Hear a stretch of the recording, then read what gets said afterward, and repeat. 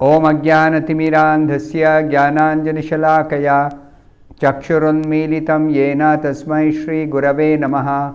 Nama Om Vishnupadaya Krishna Presthaya Bhutale Srimate Bhaktivedanta Swamin Niti Namine. Namaste Saraswate Deve Gauravani Pracharine Nirvishesha Shunyavadi Paschatya Deshatarine. Jaya Shri Krishna Chaitanya Prabhu Nityananda Shri Advaita Gadadhara Srivasadi Gaura Bhakta Vrinda. Hare Krishna Krishna Krishna Hare Hare Hare Rama Rama Rama Hare Hare. Om Namo Bhagavate Vasudevaya Narayanam Namaskritya Naram Chaiva Narottamam Devim Saraswatim Vyasam Tato Jayamudirayet. In this session, we'll be discussing from the 18th and the 19th verses of the 11th chapter of the first canto of Srimad Bhagavatam. The 18th verse first. Varanendram puraskritya brahmanai sa sumangalaihi shankhat turya ninadena brahma ghoshena chadritaha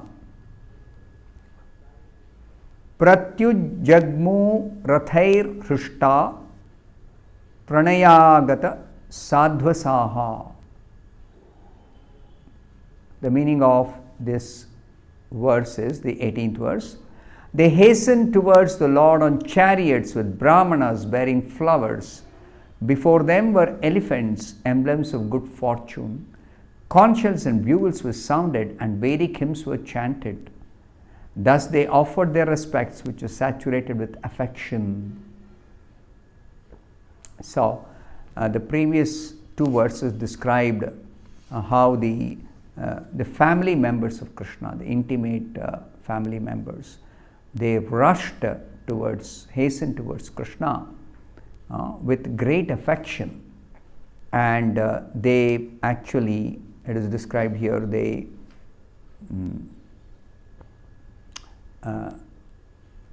were carrying flowers, and they were on chariots, and brahmanas were chanting Vedic hymns, and conch shells and bugles were sounded, and they offered their respects saturated with affection. So Srila Prabhupada says the Vedic way of receiving a great personality creates an atmosphere of respect which is saturated with affection and veneration for the person received. So this program of reception is full of sincerity on part of both the receiver and the received. That means the members of the Yadu dynasty, they are expressing their sincere gratitude or respect for Krishna, as much as Krishna is receiving that very nicely, because both are deserving in their own way to offer respect and to receive respect. Because the devotee always offers respect to Krishna, and Krishna always receives such respect because Krishna is the most respectable personality. The 19th verse, Varamukhyascha shatasho yanais tad darshanotsukaha lasat kundalan nirbhata kapola vadana shriyaha. The meaning of this 19th verse is, at the same time, many hundreds of well-known prostitutes began to proceed on various vehicles.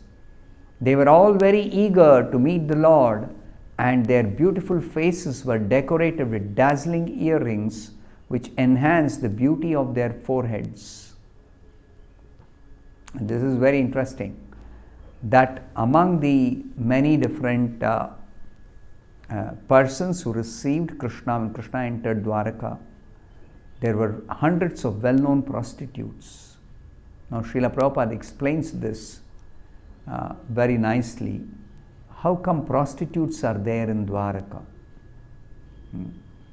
and they are going to receive Krishna. Prostitutes are devotees. So here Prabhupada explains, we may not hate even the prostitutes if they are devotees of the Lord. Even to date, there are many prostitutes in great cities of India who are sincere devotees of the Lord. So you may wonder, how can somebody be engaged in such a sinful activity as a prostitute and at the same time be a devotee of Krishna? The two don't go together, isn't it? So Prabhupada explains, by tricks of chance, one may be obliged to adopt a profession which is not very adorable in society, but that does not hamper one in executing devotional service to the Lord. So, devotional service to Lord Krishna is uncheckable in all circumstances. That means devotional service is an activity of the soul, and a profession adopted for some maintenance in the material world is with respect to the body, external body. So external body may be that of one engaged in a profession as a Brahmana, Kshatriya, Vaishya, Shudra, but or even a prostitute as a profession, but that does not prevent anyone from becoming a devotee of Krishna. So much so that Shastras say even a Chandala can be a devotee of Krishna. Chandala is an outcast.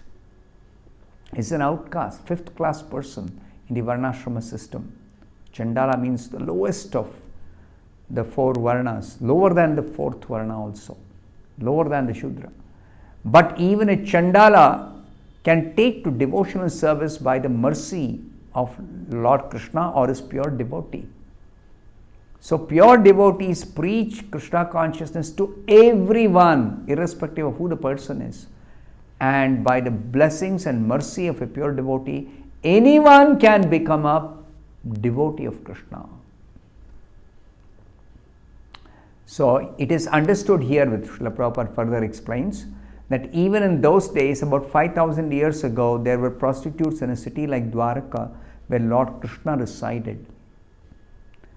So Srila Prabhupada explains, this means that prostitutes are necessary citizens.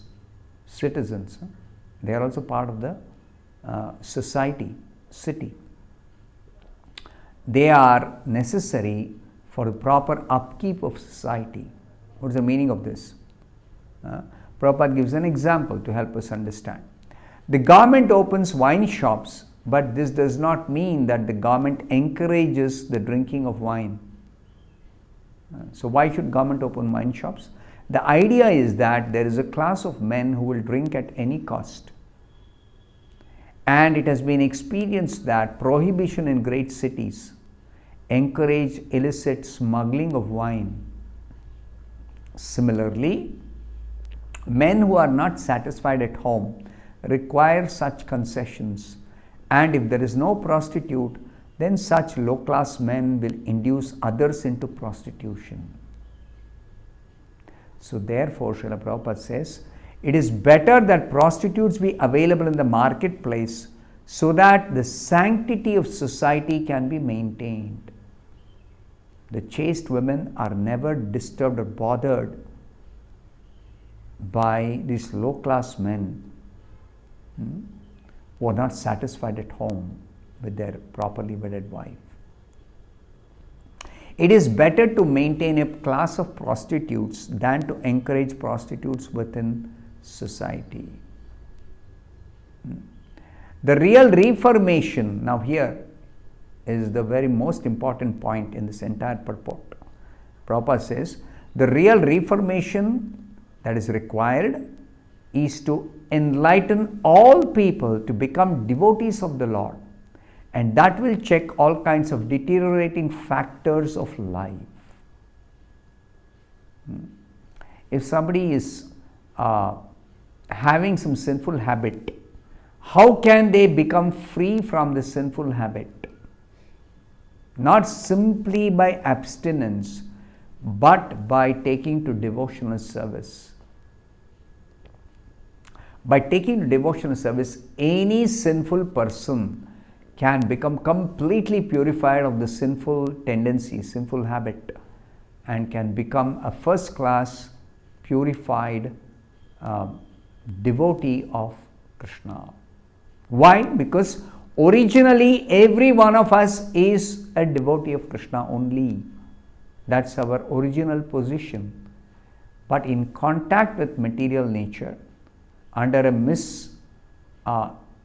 understanding that I am this body, or I belong to this material world, or I want to enjoy materially, I am awarded a material body in contact with material nature, and that's how I develop material desires, and those material desires lead to so many sinful activities. When somebody does not endeavor to satisfy the material desires by dharma, by laws of dharma, so violating the laws of dharma is sin, is papa. So even those who are sinful can be reformed, can be rectified by their taking to devotional service. Now Srila Prabhupada gives a very nice example of another great Acharya, Srila Bilva Mangal Thakur, a great Acharya of the Vishnu Swami Vaishnava sect. In his householder life, was overly attached to a prostitute who happened to be a devotee of the Lord. Bilva Mangal Thakur, in his household life, he was attached to a prostitute who was a devotee. One night, when this Bilva Mangal Thakur, in his Purvashram, before he became a devotee himself, Acharya, in his householder life, he came to the house of this prostitute Chintamani one night when there were torrents of rain and there was a thunderstorm. So Chintamani was astonished to see how this Bilva Mangal came on such a dreadful night after crossing a foaming river full of waves. At the risk of his life, he came. So she said to Bilva Mangal that your attraction for the flesh and bone of an insignificant woman would be properly utilized if this same attraction could be diverted to the devotional service of the Supreme Lord Krishna, to achieve attraction for the transcendental beauty of Lord Krishna. This was a momentous hour for Bilva Mangal, and he took a turn towards spiritual realization by the words of a prostitute. Later on, Bilva Mangal Thakur accepted the prostitute as his spiritual master, and in several places of his literary works, he has glorified the name of Chintamani, who showed him the right path. You see? So, this is an instance of a prostitute who is a devotee instructing somebody to become a devotee of Krishna, acting as the spiritual guide. So, therefore,